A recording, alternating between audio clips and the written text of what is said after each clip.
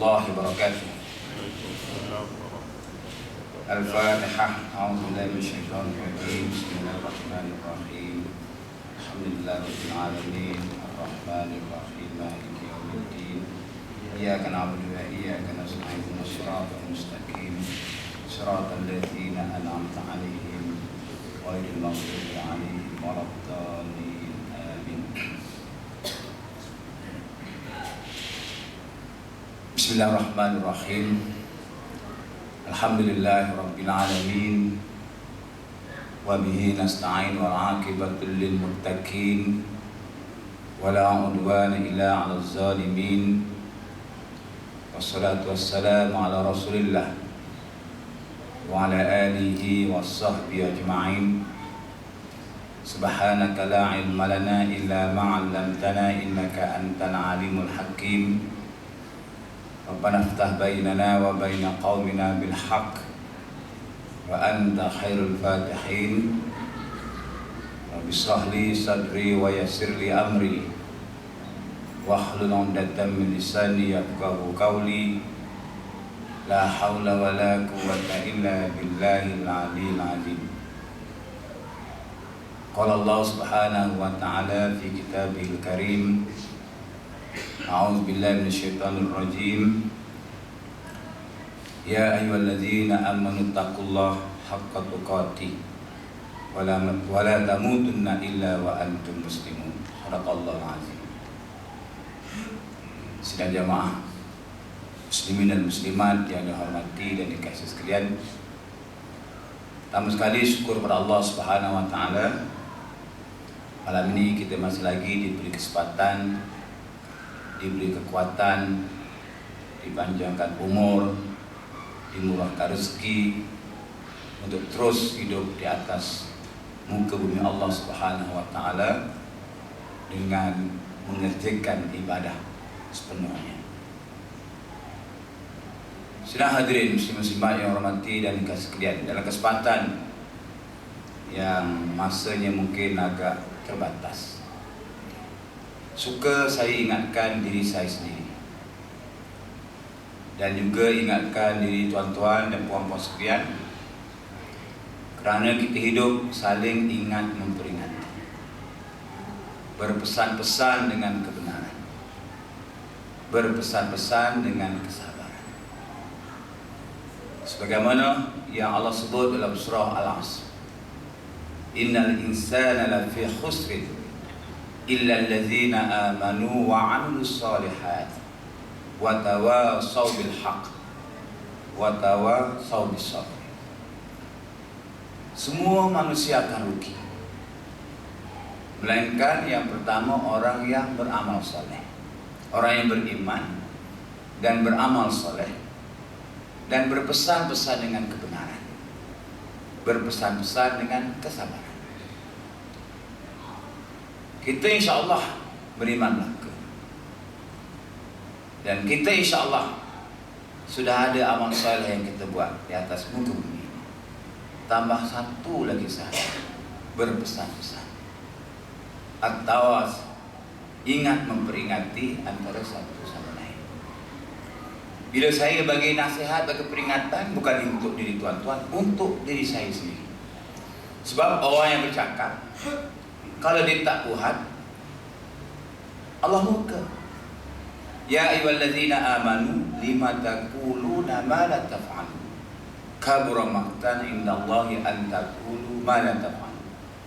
Wahai orang yang beriman, mengapa kamu cakap tapi tak buat? Besar kemurkaan Allah, kebencian Allah ke atas orang yang bercakap tapi tak buat. Sebab orang yang bagi peringatan pada orang ini akan dipersoal. Jangan cakap saja, kena buat. Kita nak suruh orang jadi baik, kita sendiri tak baik, macam mana? Kita suruh orang beramal soleh, kita sendiri tak ada amal soleh, macam mana? Tetapi orang yang mendengar peringatan, jangan tengok orang yang berperingatan juga. Alang rupa-rupa je. Dengar apa yang dia kata, jangan tengok orang yang kata. walaupun yang bagi peringatan itu tidak sempurna akhlaknya, tapi kalau yang bagi peringatan itu bagus, kita boleh ikut, tak ada masalah. Orang kafir sekalipun dia tegur kita, bagi peringatan pada kita, kita boleh ambil, boleh terima, tak ada masalah. Engkau pun kafir. Jangan tengok orang yang kata, tapi tengok apa yang dia kata. Soal dia tak buat, itu dia dengan Allah. Soal apa yang disuruh, apa yang diingatkan, kita ambil. Cuma kadang-kadang ada orang merungut, ada orang mengadu, ngaku ya aku dah suruh anak aku jadi baik, tak juga baik. Aku dah tegur anak aku dah tegur bini aku, tegur anak buah aku. Kenapa tak berubah? Mungkin salah satu di antaranya kau sendiri tak elok. Sebab setengah orang yang kena nasihat dia tengok, kau boleh lebih kurang. Dia tak sedar. Bapa tak suka anak isap okok, dia sendiri isap okok macam mana? Bapa tak suka anak jadi jahat, dia boleh lebih kurang. Mak bapa suka anak tu baik, bagus, soleh, solehah, rajin pergi masjid, rajin ke surau, bangun subuh, apa semua. Dia lebih kurang di amalan dia. Kadang-kadang dia tak sedar. Sebab itu, salah satu di antara nasihat Imam Al-Ghazali rahimahullah, bila dia ditanya oleh anak murid dia, anak murid Imam Ghazali ni beribu. Kadang-kadang dia tak datang pun mengajar pengajiannya, tetapi membaca kitab-kitabnya. Zaman tak ada WhatsApp, zaman tak ada YouTube, zaman tak ada video, zaman tak ada live internet dan sebagainya. Sekarang ni nak berguru senang. Malas pergi ngaji Quran, buka YouTube, buka internet, buka live internet. Boleh dengar. Cuma nak tanya tak boleh. Senang, tak ada masalah. Sambil duduk baring, sakit ke hospital, buka. Handphone canggih-canggih. Orang kafir tolong cipta handphone canggih-canggih, kita boleh manfaatkan untuk dapat ilmu. Yang buat tu orang kafir belaka, tapi tak ada masalah. Untuk kita manfaatkan, buka YouTube, ada ceramah, tak ada hal. Secara live. Tu guru bentang, ada di bawah ni, kita boleh dengar live internet, tak ada masalah. Dalam kereta boleh dengar.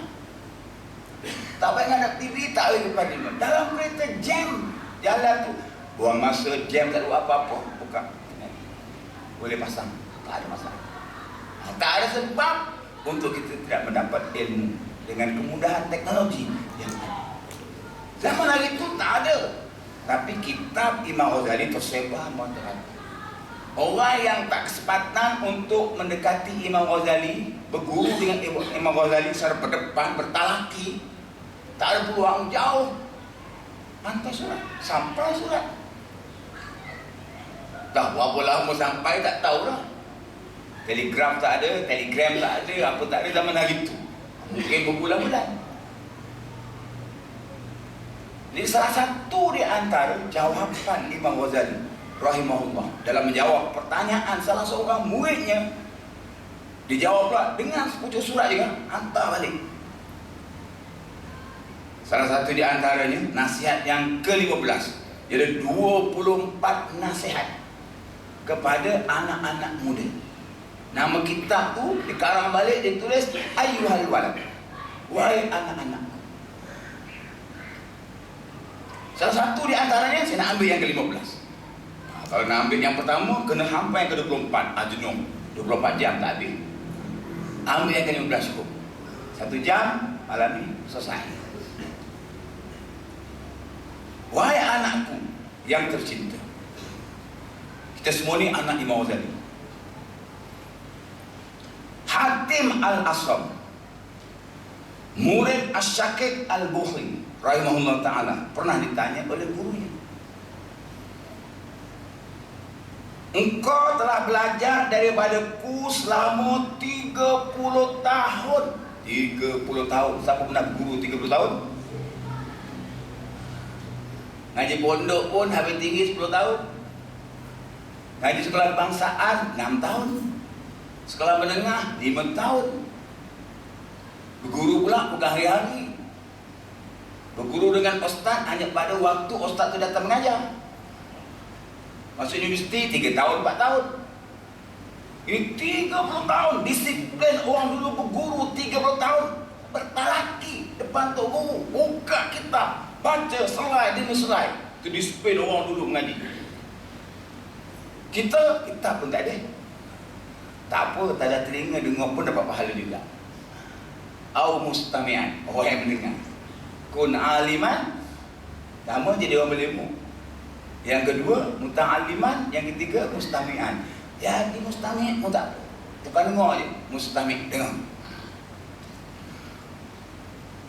Gurunya tanya murid dia, kau belajar dengan aku 30 tahun lamanya, maka apakah ilmu yang telah engkau dapatkan daripadaku? Apa yang kau dapat? Udah 30 tahun yuk, kau dapat apa? Hatim Al-Aswam menjawab, aku telah dapat menghasilkan 8 faedah daripada segala yang aku pelajari. Pada hemat saya, 8 faedah ini sudah memada untukku, kerana aku mengharapkan padanya keselamatan dan kesejahteraanku pada hari kiamat nanti. Tok gurunya tanya, apa dia 8 faedah itu?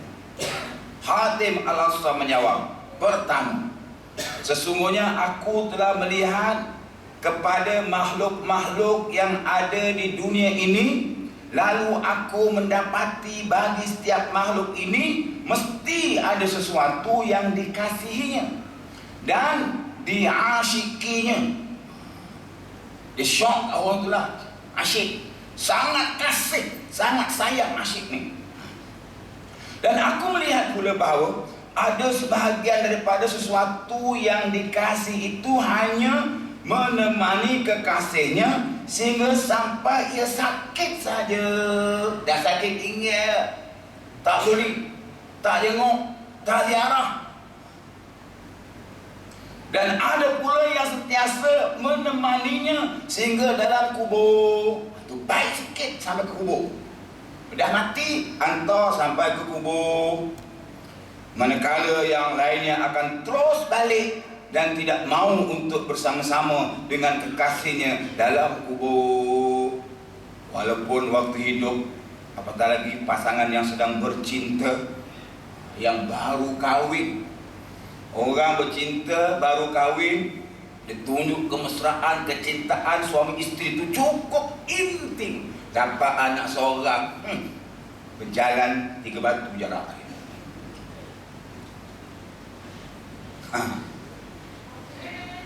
Mula-mula okey lah kentut je berwangi.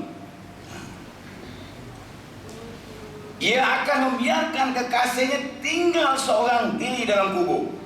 Lalu aku terus berfikir, aku pun fikir, dia tengok manusia itu macam tu lah tinggal dia.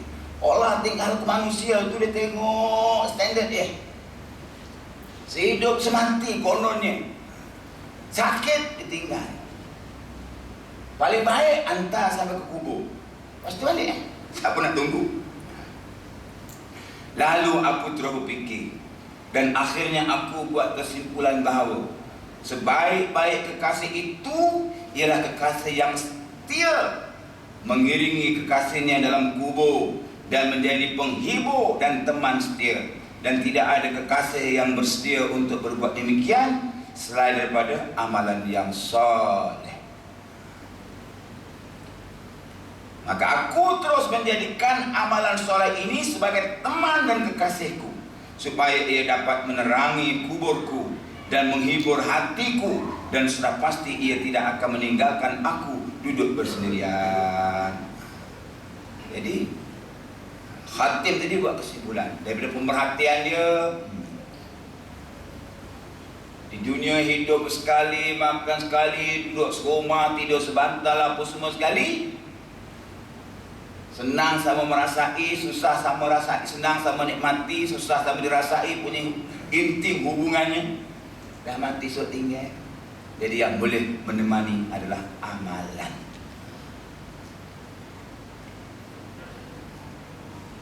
Dipanggil amal soleh. Sidang jemaah sekalian, kita jumpa macam-macam hadis tentang kelebihan bulan Rajab, kelebihan bulan Sya'ban, kelebihan bulan Ramadan. Orang tua-tua dulu-dulu sungguh-sungguh mencari kelebihan di bulan-bulan tersebut. Tak siapa pun bertikai. Hari ini orang dah makin cerdik, mulalah bertikai. Betul, hadis tersebut dhaif. Hadis yang tidak sampai ke tahap sahih ataupun hasan paling kurang. Tapi ulama kita sudah sepakat terhadap hadis-hadis yang dhaif. Dhaif ni boleh jadi kerana tak cukup syarat menjadi hasan, tak cukup syarat menjadi sahih. Tapi untuk memberi galakkan orang malas beramal, kita boleh baca hadis yang dhaif. Dia nak cari yang sahih tak ada, yang hasan tak ada. Nak bagi dia ni beramal, dia ni malas. Bila kita sebut pahala beramal bulan Rajab ni begini, bulan Sya'ban begini, dia pun adalah motivasi nak beramal. Kalau tidak malas. Cuma hadis dhaif ini tidak boleh kita jadikan hujah sehingga kita menafikan amalan yang lain. Sebab nak cari kelebihan beramal di bulan Rajab, tinggal urusan yang lain. Bila matanya dibaca hadis ini, itu tak boleh lah. Sampai tinggal kewajipan orang dulu-dulu di bulan Rajab, bulan Sya'ban, Ramadan okeylah, bulan Rajab puasa sebulan, Sya'ban puasa sebulan, kenduri orang jemput, minta maaf puasa, minta maaf puasa, minta maaf puasa. Mempunyai jemputan kenduri kendara, apatah lagi walimatul urus itu wajib. Kalau tak uzur, dia tak pergi sebab puasa. Padahal sekalipun puasa, kalau pergi, kalau kita makan meraihkan tuan rumah jadi seronok, itu lagi baik kadang-kadang. Setengah orang tak faham kan, dia bermusafir jauh-jauh nak pergi kenduri, sampai-sampai sila makan. Maaflah hari ni puasa. Kita bertamu rumah orang, siap telefon, saya nak pergi rumah kamu ni, bawa anak-anak. Lama tak jumpa kamu. Oi, kawan tu sukalah buat sedia makanan kamu, ikan patin, tepoyak apa semua. Sampai-sampai sila makan. Minta maaflah kami sekeluarga puasa. Hari ni kan Khamis. Kalau saya di rumah macam ni, kalau saya di rumah, datang buat apa jauh-jauh dia nanti. Okey, itu tuan rumah. Atau kita sebagai tetamu puasa, kita tak puasa, tuan rumah sedia makan sedap-sedap, makan. Tuan rumah marilah makan sekali. Kami ni setiap hari Senin puasa semua. Kamu sebagai tetamu rasa macam mana pula? Makan. Kami semua anak beranak ni kalau Isnin je puasa, Selasa je puasa, Khamis je puasa. Kita tetamu datang pun nak makan dengan selera tu, hilang selera. Malunya kita datang rumah orang puasa. Kalaupun dah niat puasa, kawan tu datang jadi tetamu, kalau kita makan sekali berdosa ke? Kecuali puasa nazar. Kalaupun puasa nazar, jangan beritahu puasa. Paling korang, kami ada undang-undang. Kalau tetamu datang makan, kami tengok saja. Hati paling korang. Di rumah ini ada undang-undang. Nak makan cium bau, P. Ramli dah ajar. Bila dia jadi undang-undang, dah sign kontrak. Itu pada korang minta maaf lah kami ni. Ya, kalau terasa kecil hati tetamu tu. Tak berdosa kita yang dah niat puasa ni. Kalau puasa sunat, kita batalkan puasa, kita makan, raihkan tetamu, dapat pahala. Bila tetamu terus seronok makan berkemai, tapi dapat pahala meraihkan tetamu. Kalau tidak, kamu kan jadi lemah semangat nak makan pun. Allah. Okey, baik. Melainkan hadis itu hadis yang maudhu', hadis palsu. Itu palsu tolak terus lah. Hadis palsu, sengaja direka-reka. Tapi kalau selagi status hadis, tahap hadis itu dhaif, masih lagi kita boleh amalkan untuk tujuan menggalakkan, mencari kelebihan, mencari fadilat, fadail. Sebab manusia ini bila dia beramal ada 3 jenis. satu amal saudagar, satu amal hamba, satu amal orang merdeka. Amal saudagar ni amal orang bisnes, orang niaga, nak untung. Kalau niaga, kalau aku melabur banyak ni, untung berapa persen? 5% tak nak, 20% tak nak, 50%, baru dia melabur, dia niaga. Dia nak untung banyak. Ada jenis macam itu. Ada orang beramal, tengok berapa ganjaran pahalanya. Kalau pahalanya, tu dia menggunung pahalanya apa semua, dia beramal. Itu salah.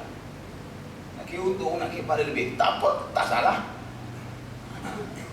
Sebab ada jenis manusia macam itu, suka mencari fadilat, fadail, kelebihan amalan. Tak apa, carilah. Cuma janganlah sampai ke peringkat, contoh, ni malam ni kita kuliah, macam ilmu.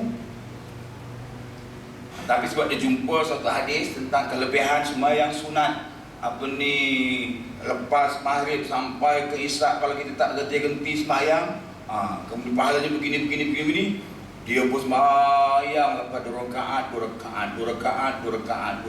Dia tak berdiri, ustaz tu mengajar, tu guru mengajar, tak berdiri, sembahyang. Ataupun dia jumpa hadis tentang kelebihan baca Quran, pahalanya begini, dia pun buka baca Quran. Ada kuliah ke, ada tazkirah ke, tak berdiri, duduk satu bucu, buka Quran. Semoga dia dapat jumpa hadis tentang kelebihan berzikir, pahalanya begini. Dia buat pegang tasbih, ngadap kira subhanallah sampai isyak, tak berdiri, ada kuliah. Itu tak betul lah. Ya. Sambil-sambil dengan kuliah boleh sebut subhanallah, tak ada masalah.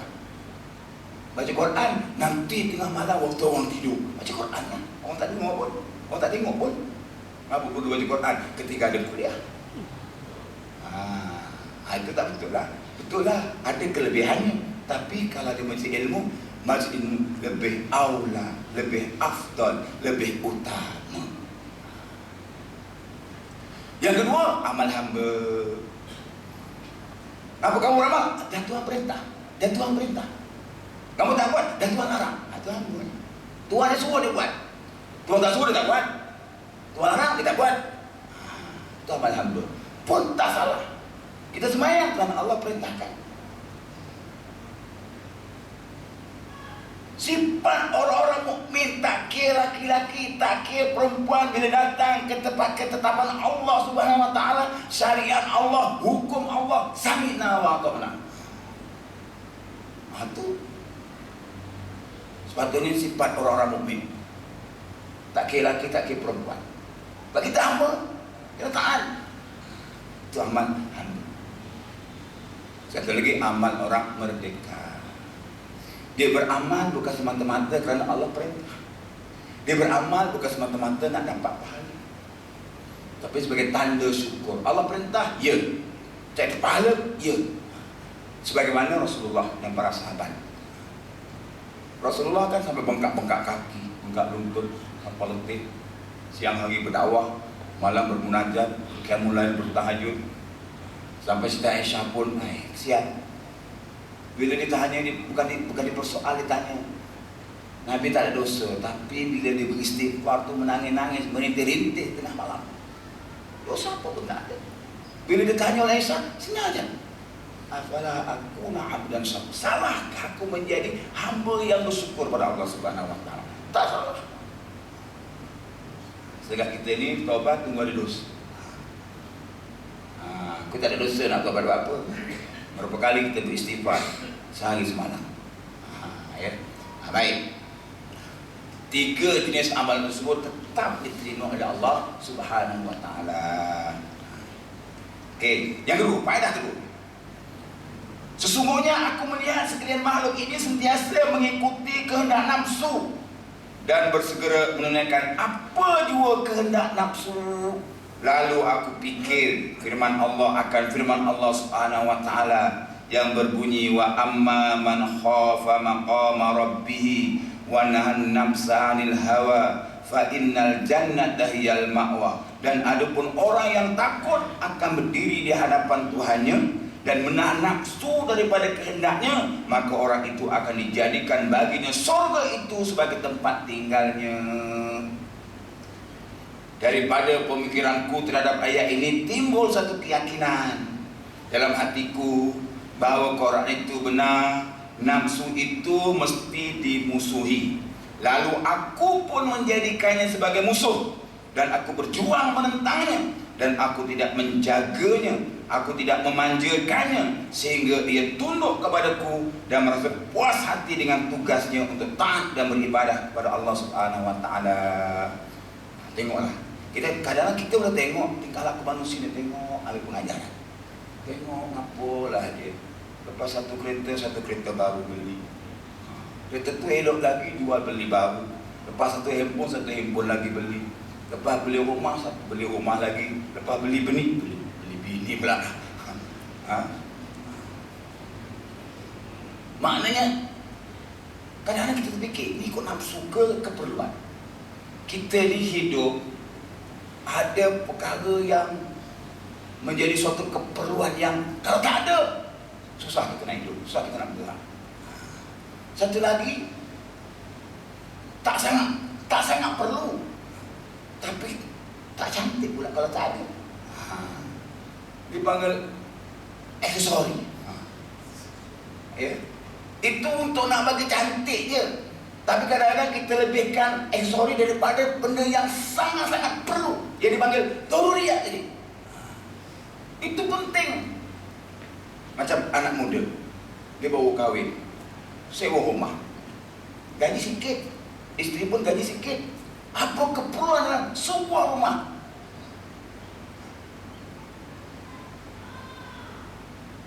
Ada apa yang perlu? Rumah ada dah.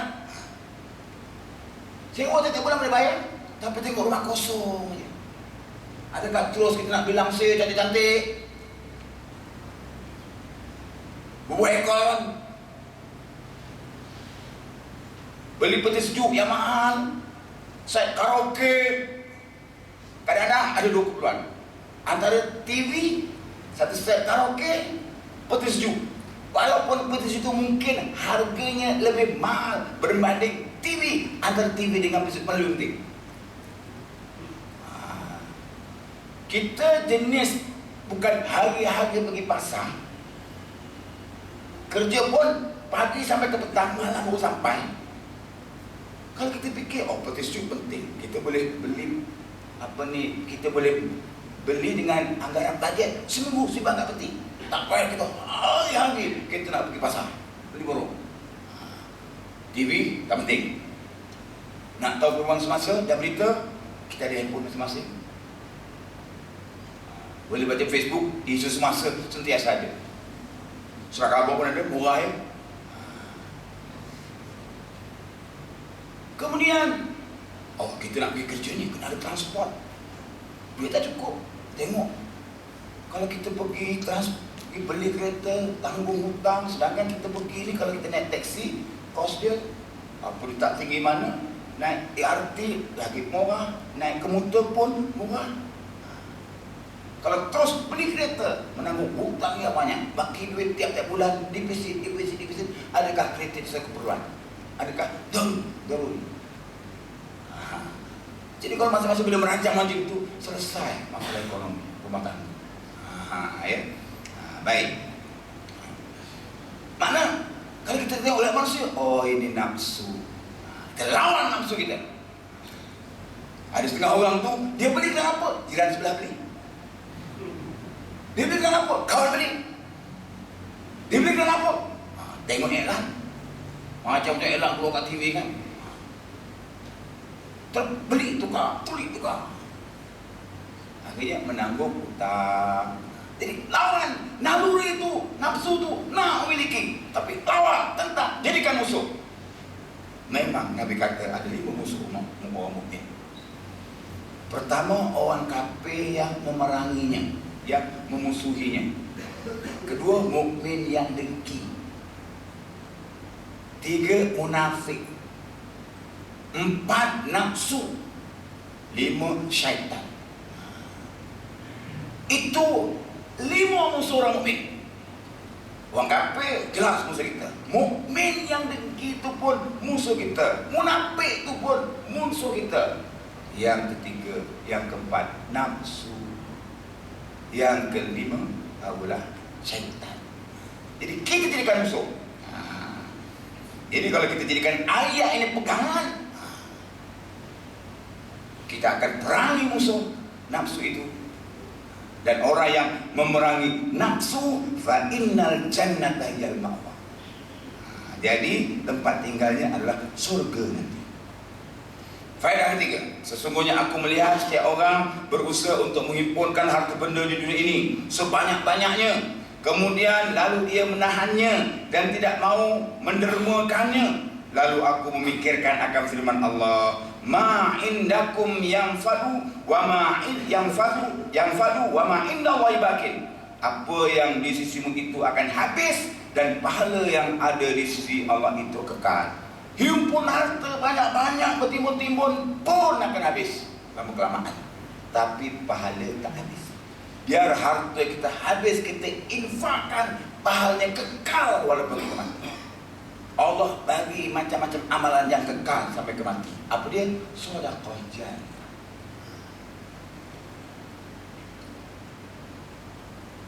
Nanti di akhirat ya tuan-tuan sekalian,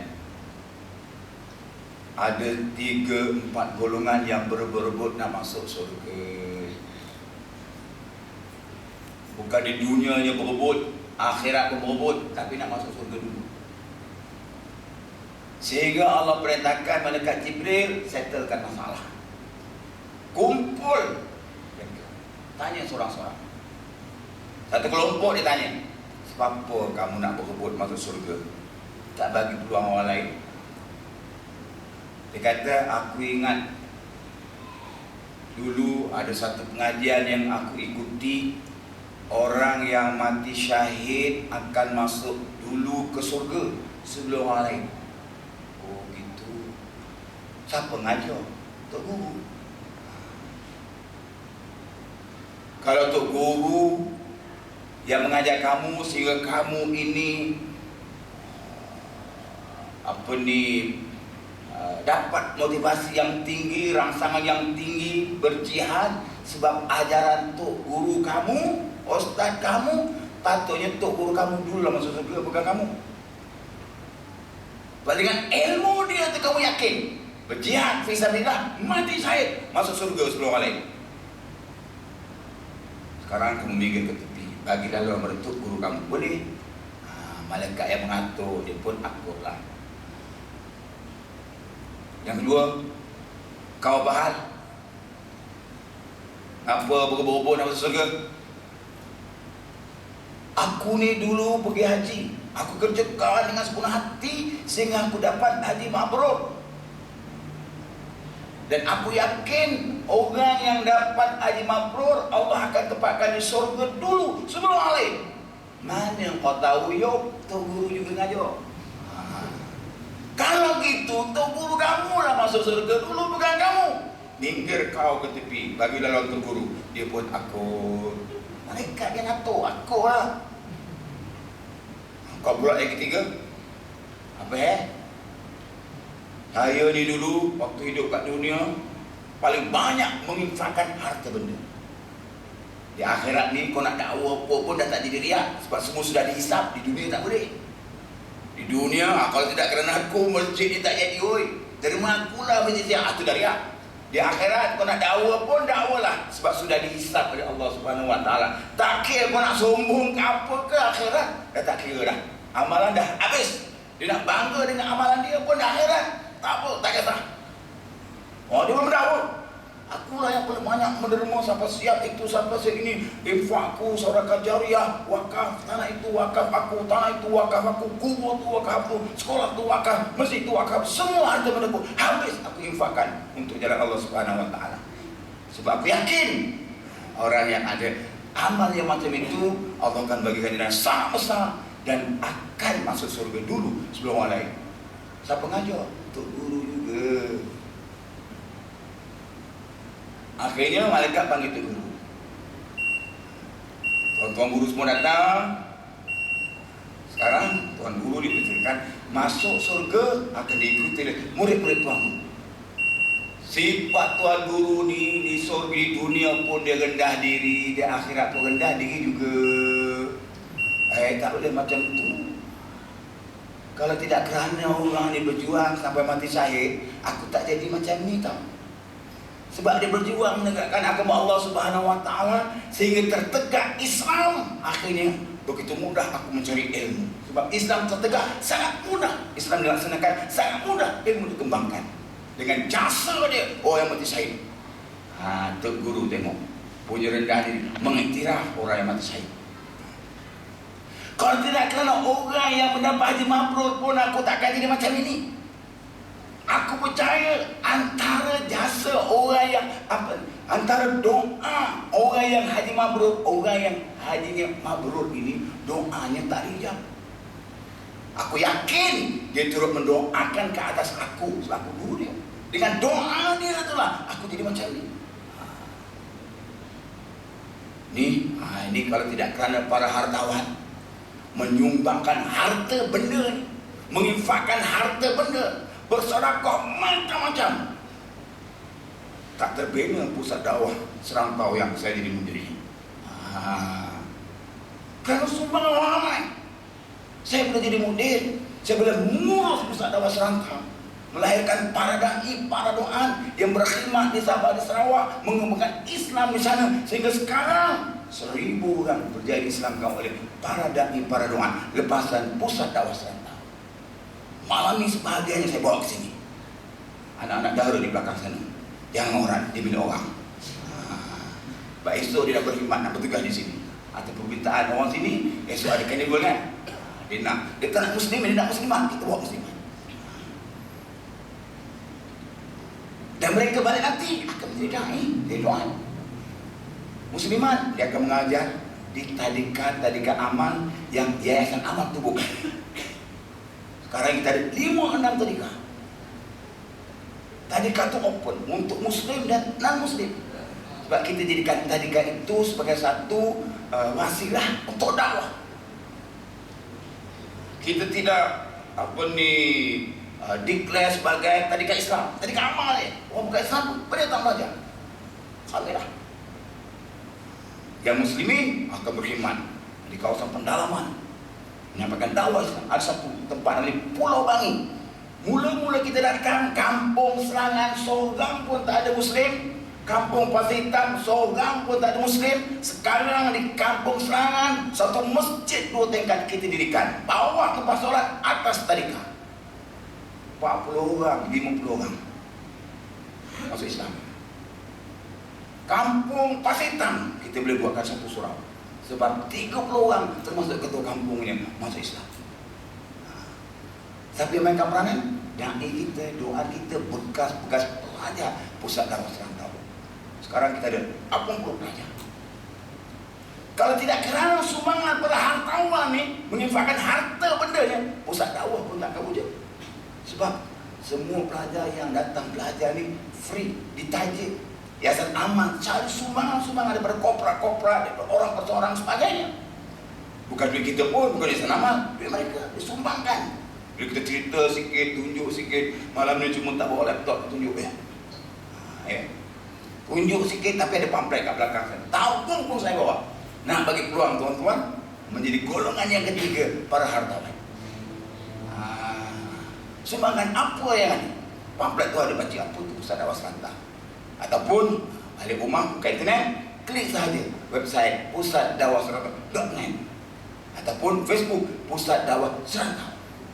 Akan jumpalah kegiatan Pusat Dakwah Serantau. Baik. Itu peranan. Mana tiga golongan itu berperanan.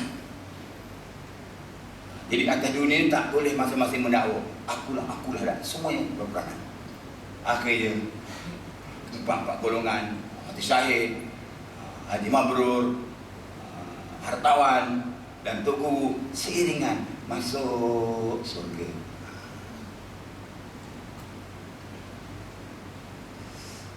Itu sebab dia habis harta kita di dunia, pahala tak habis. Sebab tu Nabi kata apa?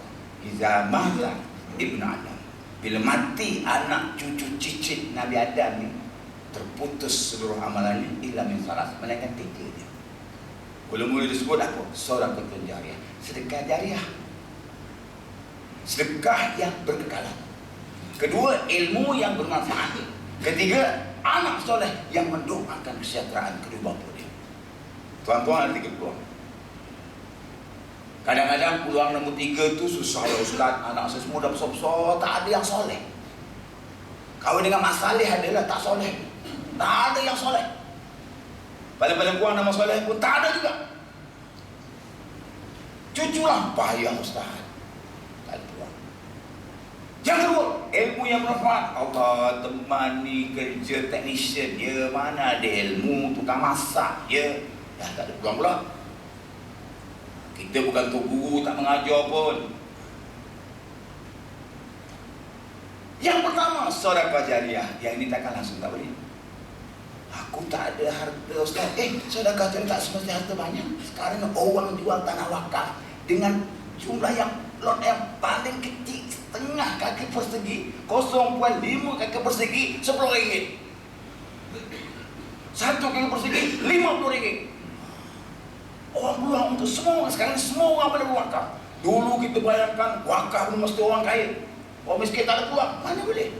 Orang jual tanah sekali untuk wakaf, buat masjid, buat surau, mata dan sebagainya. Sebab nak bagi peluang dengan senilai paling rendah RM10. Kalau RM1 kedekut nak mampus, kata Fir'aun. Paling rendah. Sekarang kita bagi tuan-tuan tawaran. Kita nak buat satu komplek pusat dakwah serantau di Labuan Dagang. Fasa pertama hampir siap. Fasa kedua, fasa ketiga dijangka siap 2020. Kosnya berjuta juga lah. Kita dapat sumbangan orang, kita jual dalam satu tanah wakaf, satu bangunan wakaf. Tanah ni kita beli tanah satu lot RM50 per persegi. Kalau bangunan pula satu unit RM10 per rendah. Dan kita dapat kerjasama dengan Perbadanan Wakaf Selangor. Setengah-setengah orang ni bila dia menyumbang tu, dia tanya ada tak pengecualian daripada cukai pendapatan? Ada. Kalau tuan-tuan nak tunaikan zakat pun boleh. Zakat ni dia, kalau kita zakat kita 2,000 dia tolak terus 2,000 tu daripada cukai. Tapi kalau wakaf ni, tak wakaf ni bukan zakat.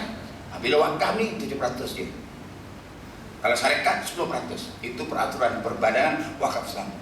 Tuan-tuan beli tanah wakaf 10 unit, kali RM10, RM100. Kita keluar resit. Esok sewaktu kita isi borang income tax, sertakan apa ni resit tersebut, akan dapat pengecualian 7%. Kalau syarikat 10%. Sebab syarikat tak kalah beli tanah wakaf RM100 pun melukai orang. Syarikat untung besar, apalagi lah sampai RM10,000 ke RM1 ke RM2 ke. Itu peluang yang terbaik. Nak bagi peluang semua orang boleh berwakaf. Jadi siapa yang nak berniat berwakaf, jumpa Ustaz Hafiz. Dan kita keluarkan resit yang akan dikecualikan daripada cukai pendapatan. Kalau nak bayar zakat pun, kalau kami yang nak pun boleh, tak ada masalah. Itu pun akan dikecualikan 100% daripada cukai pendapatan. Okey. Maknanya semua orang ada peluang untuk cari satu amal yang berkekalan. Walaupun harta habis, tapi pahala berterusan, namanya sedekah jariah. Faedah yang keempat. Baru 4, semua 8. Boleh sama lagi? Bukan selalu datang pun, sekali-sekali je. Sesungguhnya aku melihat sebahagian daripada makhluk ini ada yang menyangka bahawa kemuliaan dan keagungan itu terletak pada banyaknya kaum. Ini ayat ringkas. Ada orang menyangka bila pengikutnya ramai, wah, dia mulia. Ada yang menyangka bila dia banyak harta, bila dia jadi pemimpin yang hebat, ucapan dia menghimpunkan ribuan orang, apa semua, wah, mulia, hebat. Itu sangkaan-sangkaan. Itu semua guru sebenarnya. Ditipu oleh amalan. Salah satu di antara kita ni bila beramal tak sedar amalan kita itu ada unsur tipu daya, namanya guru. Kita menyangka bila kita ada pengikut amal, oh kita ni mulia, kita bagus, amal kita baik, harta kita banyak, apa semua, kita jadi pemimpin yang sentiasa dipilih, tak pernah kalah-kalah. dalam pilihan raya, asyik menang. Itu tanda Tuhan ada. Betul ke? Weh, Fir'aun ni mana pernah kalah, tak pernah kalah oleh Musa. Dia jadi kalahkan oleh Laut Merah je.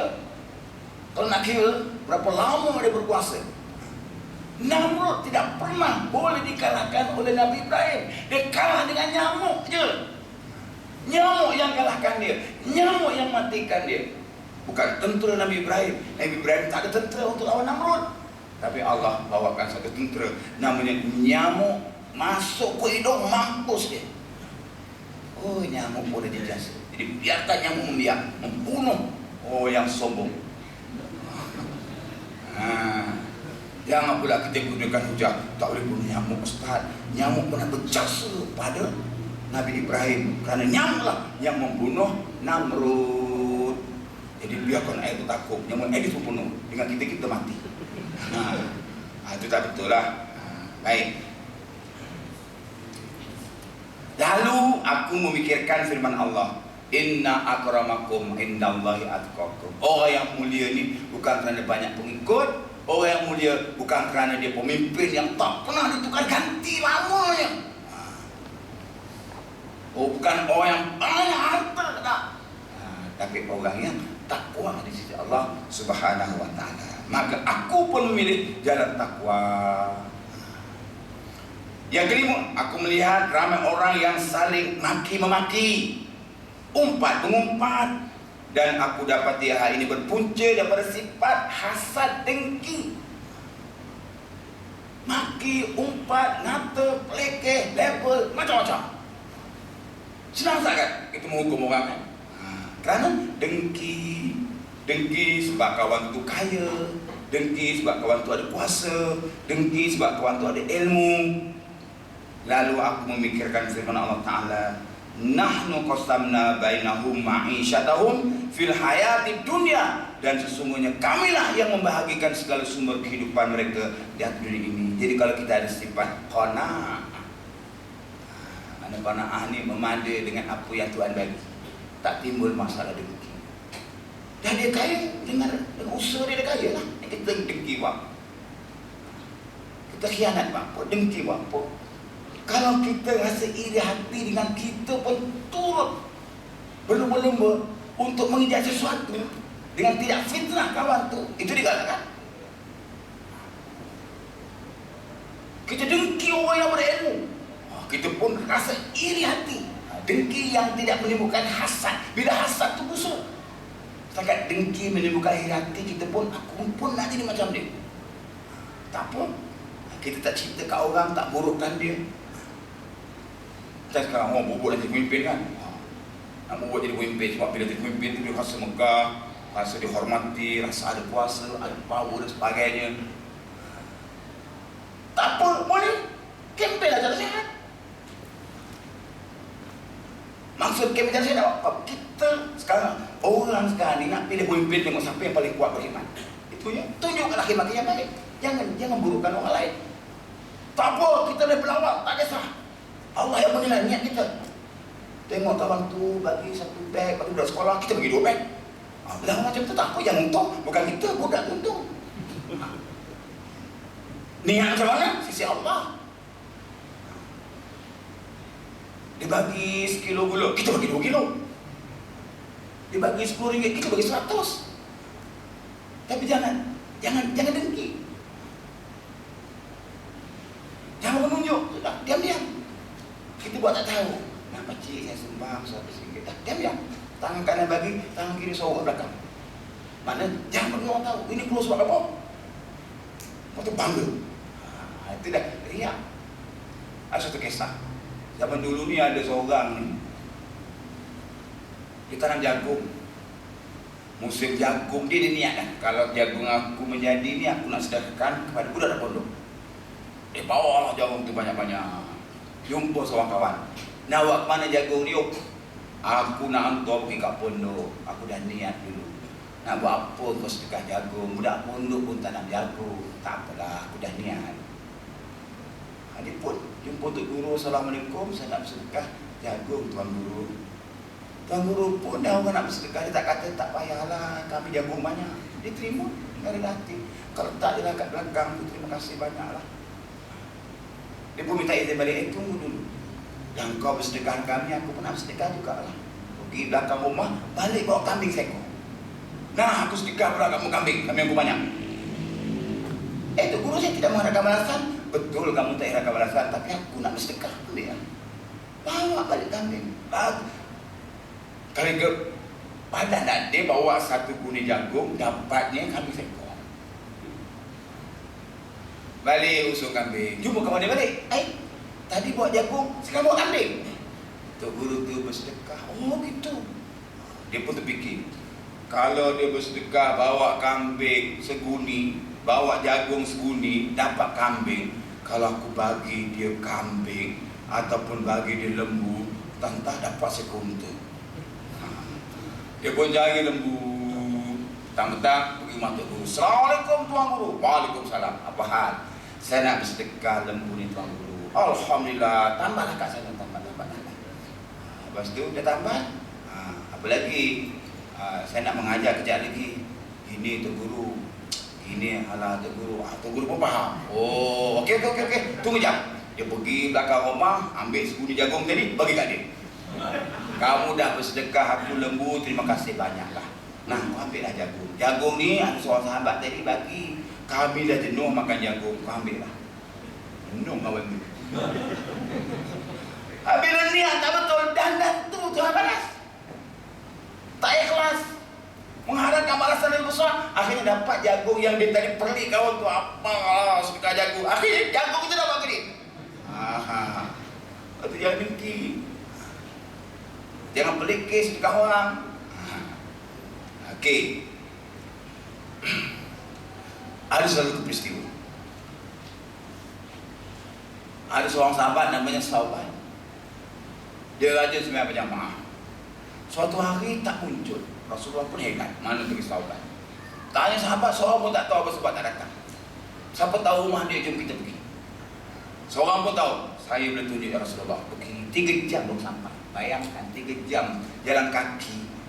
Masya Allah, berapa jauh. Sampai-sampai bagi salam. Isteri kawan tu pun sambut. Ini kan rumah Sauban, ya. Kamu siapa isteri? Izin kami di Sauban. Sauban baru meninggal Rasulullah. Rasulullah mengucap takziah lebih kurang. Dia minta sahabat urus jenazah tersebut. Kebetulan belum beritahu orang kampung pun. Rumahnya jauh. Tapi orang kampung jauh. Urus. Mandikan apa semua. Si isteri mengadu, ya Rasulullah, ada 3 persoalan. Malam tadi suami aku mengigau. Pelik dia mengigau. Tak pernah mengigau. Pertama, tengah-tengah dia tidur, Lena tiba terbangkit lah, bak pula, tak jauh lagi. Tidur balik. Tersedar lagi, mengigau. Lah, bak pula aku bagi sikit, tak bagi semua. Kemudian, sedar lagi. Lah, bak pula aku bagi yang buruk, ngapa tak bagi yang baru. Yang keempat, aku nak tunggu, dia mengigau aku pula. Tengok dah mati. Yang muskil, sebab apa dia menjadi macam itu? Rasulullah ni Tuhan bagi ilham. Dia boleh membaca firasat mimpi orang dan Nabi. Dia pun beritahu, suami kamu ni dulu rajin berjamaah subuh.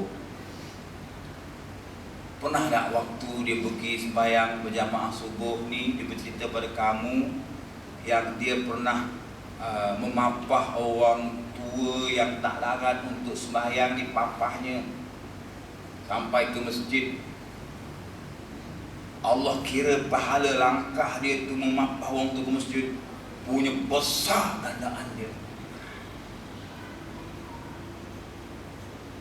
Dia rasa Allah, kalau langkah yang dia papah orang tu ke masjid tu, langkahnya katakan 100 langkah. Itu baru 100 langkah, Allah dah bagi gambaran pahala ganjaran yang akan cukup besar. Tapi Sauban dia kata, lah apalah tidak 1000 langkah. Padahal gambaran pahala itu besar. Isteri kata dia tak cerita pun. Yang kedua, pernah tak kau bekalkan dia roti? Sebab pergi jauh kan, mungkin dia lapar, dia akan makan roti. Ya, aku bekalkan roti dan juga air susu. Dalam perjalanan dia jumpa tengah-tengah dia nak makan, jumpa orang mengadu kat dia, wahai sahabat, aku dah 3 hari tak minum susu, tak makan roti, bagilah sikit ke aku bagi separuh roti, aku bagi separuh apa ni susu. Allah bagi gambaran besarnya pahala dia bagi secawan roti itu, sebuku roti, separuh roti yang dimakan tu, dan separuh cawan air susu tu punya besar. Tu pun kata, ya Allah, apa aku tak bagi semua? Kalau bagi semua lagi besar. Yang ketiga, pernah tak suatu hari suatu suami kamu nak pergi ke masjid, hujan renyah-renyah sejuk, dia pun bawa baju 2 lapis. Sampai di tengah jalan jumpa orang tua nak pergi masjid, kesejukan, baju selapis. Dia pun ambil baju dia, pakaikan kepada orang tua tu sampai ke masjid. Allah bagi gambaran besarnya pahala menyediakan baju tu walau di samping kesejukan sebab nak bagi orang tu selesa. Dia pun kata, lah menyesal apalah aku tak ambil lagi roti kambing lain.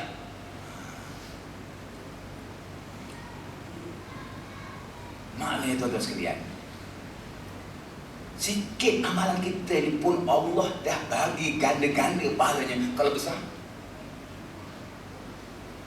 Itu baru 100 langkah, kalau 1000 langkah. Itu baru separuh susu, kalau penuh susu betul. Itu baru separuh roti, kalau 1 roti. Itu baru baju dia sepasang, kalau 3-4 pasang. Kita pun begitulah. Allah menyesalnya ngapa aku beli 1 lot je, berapa tak 10 lot? Baru menyesal ya. 1 lot tu besar dah pahalanya. Cari dia ke. Tapi besok dia dapat, Allah, kalau aku beli 10 lot, 10 bidadari cantik-cantik. Macam budak-budak PDS cantik comel. Menyesal lagi.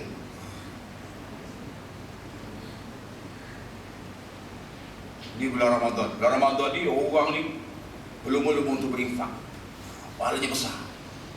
Esok kalaulah Allah bagi gambaran macam sahabat tadi, mengigau macam tu tapi kekal hidup, tak terus mati. Esok berapa pergi PDS, Ustaz saya nak menyumbang untuk murid buku puasa. Tiang sonok tu. Memang tahun lepas sampai ada lagi telefon, tinggal 7 hari nak raya, Ustaz kami ada lagi ruang untuk kita murid buku puasa. Sekata dah penuh, tapi kalau nak menginfakkan untuk duit raya budak-budak pun lah, sebab budak ni sebaik tak balik. Boleh terima? Boleh, tak ada masalah. Bagi nombor akaun, kita buka ni. Alhamdulillah. Orang ni berebut nak beramal. Ramadan kan, Ramadan, bulan beramal. Itu Ramadan lah, Rajab pun boleh, bulan beramal. Okey, faedah yang ke-6. Sikit lagi ya.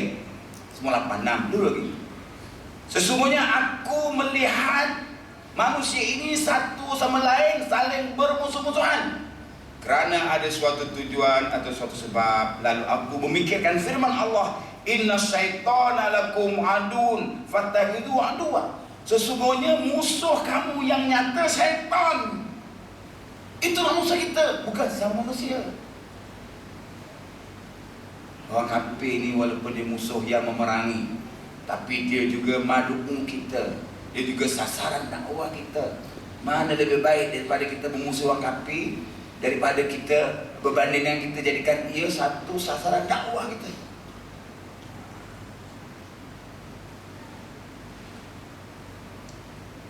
Sebab suatu hari nanti kalau kita didakwa oleh orang bukan Islam ni, ngapa kau tak jawab masuk Islam? Saya jawabnya ni.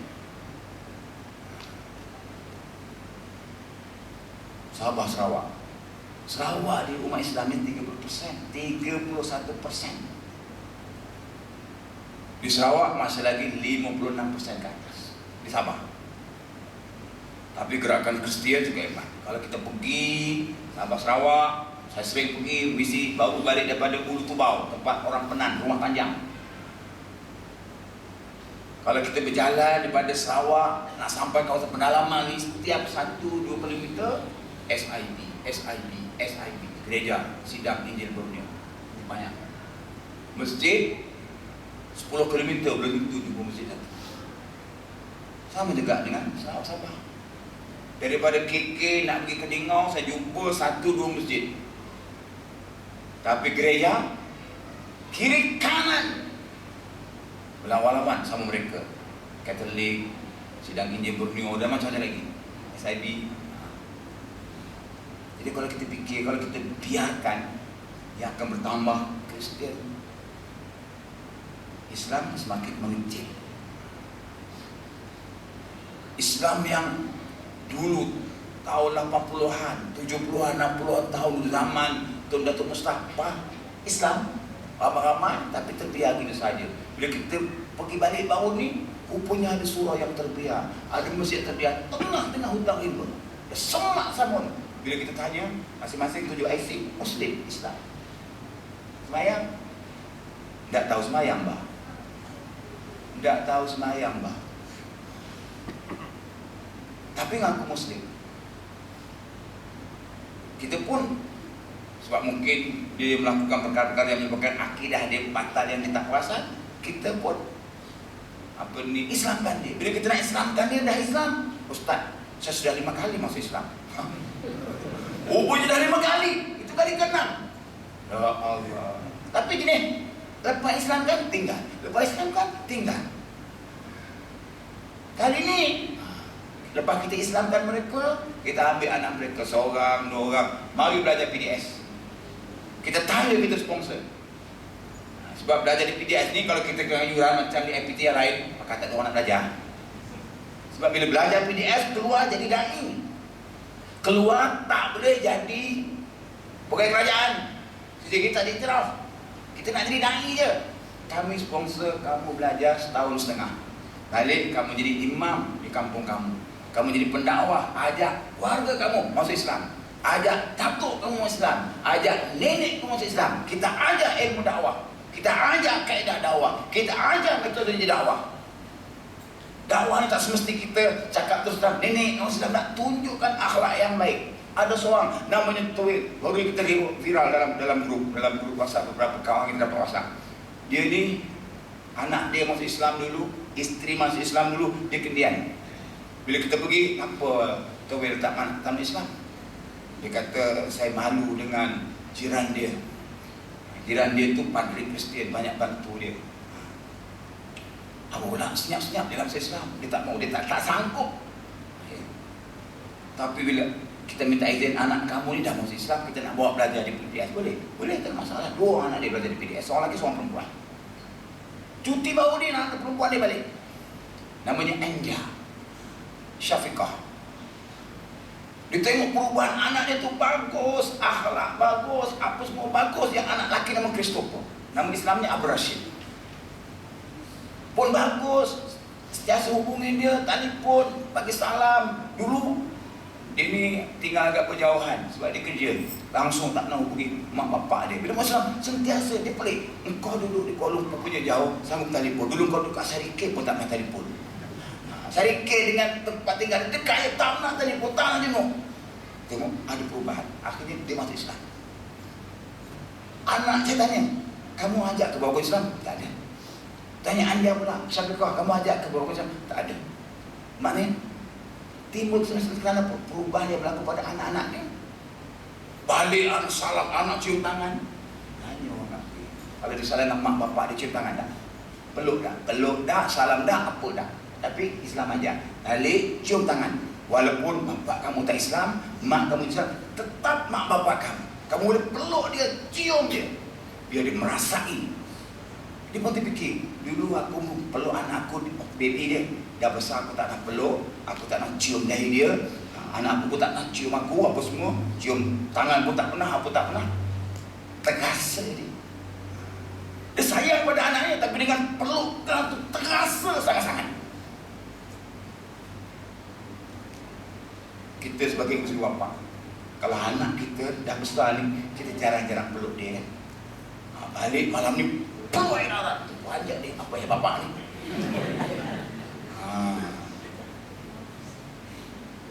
Suami isteri sama jugalah, mula-mula kahwin tu peluk bukan main erat. Dah bercucu bercicit, tak nak peluk pun, balik peluk, terkejut dia. Tunjuk kasih sayang dia.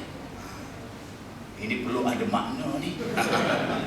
Lepas perlu tunjuk kasih sayang, esok minta izin sign yang sign, minta izin kahwin lagi. Okey. Tahu dia dapat Islam. Bila masuk Islam, dia tak selesa duduk orang panjang. Sebab asyik kena sindik, asyik kena perli, asyik kena macam-macam. Akhirnya dia pilih pindah. Dia tak dihalau sebenarnya, ya, tapi dihalau secara halus. Sebab dia nak ngelak daripada berlaku bergaduh ke apa ke, dia pindah. Kita viralkan. Tak sampai sebulan, satu syarikat kewangan, rakyat lah macam itu, rakyat telefon saya, betul ke ni Ustaz Misbah? Betul. Ustaz buat permohonan atas nama PDS, esok ada mesyuarat. Kita buat surat, buat permohonan untuk bantu kawan ni. Kita bagi bukti-bukti. Tengah hari telefon, Ustaz lulus 45,000 untuk buat rumah. Alhamdulillah. Tapi di Kuala Lumpur 40,000 memang tak cukup. Nak buat apa? Tangga pun mahal, pagar pun mahal. Ini setakat Ulu Pakan, kawasan dekat hutan, tanah-tanah sendiri 40,000. Oh, sangat selesa. Baitul